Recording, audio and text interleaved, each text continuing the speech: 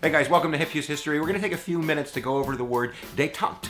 It's actually a French word. I used to say détente. I sound like a Native American doing that. The actual word détente, I say it like a Frenchman, détente, is a cooling off or an easing of tensions. That's kind of like the literal definition. And it really is characterizing a period of United States history in the smack dab middle of the Cold War in the 1970s, where the United States is going to have an easing of tensions between not only the Soviet Union, but also China. Now, kind of the height of the Cold War, I would say, is probably, Cuban Missile Crisis, 1962. And after that event, there was kind of a hotline established, a phone line between the Soviet Union and the United States, so we could avoid kind of disasters and things like that. And there were some treaties that were signed, kind of world treaties about partial ban on nuclear testing. There was an outer space treaty that was signed, but there was nothing directly between the United States and the Soviet Union. And it's kind of odd that it's going to be Richard Nixon who's going to be the détente guy. Détente. Because he was a fierce anti-communist. He was a member of HUAC, the House on Un-American Activities Committee, a huge force in kind of fighting the good fight against domestic communism in the United States in the 1950s. But here he is getting elected in 1968 and taking a different approach. And there's some debate as to why he took that approach. And some historians have claimed that it was because of all the domestic insurrection in terms of protests that were going on in the United States that really made Nixon turn outward to foreign policy to try to make his mark. And there's also kind of this idea that China and the Soviet Union, they weren't like best buddies. You'd think they'd be best buddies. It'd be like, I love you and you love me because we're communists. But they weren't like that. Stalin didn't support Mao in World War II.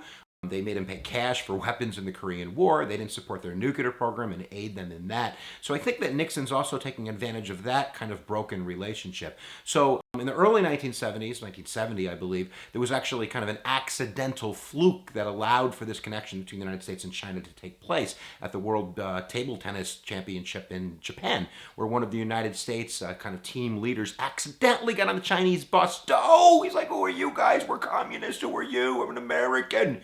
They kind of broke the ice that way. They were then invited, because they made friends, to go to China to play, and that was kind of the first kind of international dance of détente between the United States and China. That was followed up by a meeting of the Secretary of State Henry Kissinger and Mao, and then finally in February of 1972, Nixon goes to China, all those iconic photos and the Great Wall, he's shaking hands with Mao. So that's a humongous deal in terms of easing the tension between us and China. Not huge deals made, some trade issues that were dealt with like that, but no huge treaties.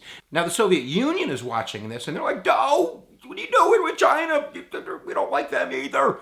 So they started making connections with the United States. And the biggest kind of vocabulary word, if you're studying for an exam, is the SALT Treaty. The SALT Treaty, or SALT I, was negotiated between Nixon and Brezhnev. And it basically is, an agreement on the disarmament or partial disarmament of nuclear weapons between the United States and the Soviet Union, which will be quickly outdated by new technology. But the idea was there. And there was also some other treaties, the Helsinki Accords, which came out of Europe, basically an agreement between the Soviet Union, the United States, and a bunch of countries in Europe to deal with borders that were kind of in question from World War II, to have kind of scientific pacts. And the Soviets actually promised to fix up their human rights and have democratic elections in Eastern Europe. Yeah, right!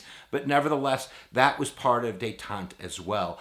SALT II was actually in negotiations. First, Ford was dealing with that a little bit, and then Jimmy Carter when he came into the picture. But Jimmy Carter really was kind of putting a huge emphasis on human rights, that was going to be a humongous kind of sticking point, that the Soviets were going to have to budge on that, and that caused a little bit of friction between the United States and the Soviet Union in really forging forward with SALT II. Not to mention that the Senate kind of opposed it as well. And in the meantime, the United States also was, selling wheat, grain to the Soviet Union in the early and mid-1970s. So there was détente going on. But all that's going to stop, baby. It's going to stop in December of 1979 when the Soviet Union invades Afghanistan. Yeah, that Afghanistan, the one that we went to too. They're trying to kind of prop up their regime, and there's kind of these, Islamic freedom fighters, the Mujahideen, which eventually the United States is going to support. But that was really kind of the fork in the turkey, the knife in the ice,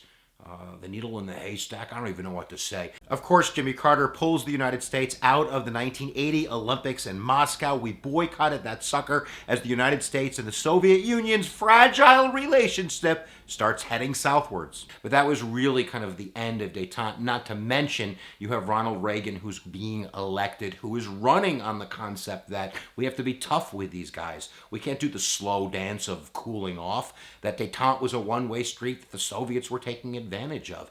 So when Ronald Reagan gets elected, we're going to put back to an emphasis on military preparedness and building up our defense forces and going after the Soviet Union. Mano a mano, baby!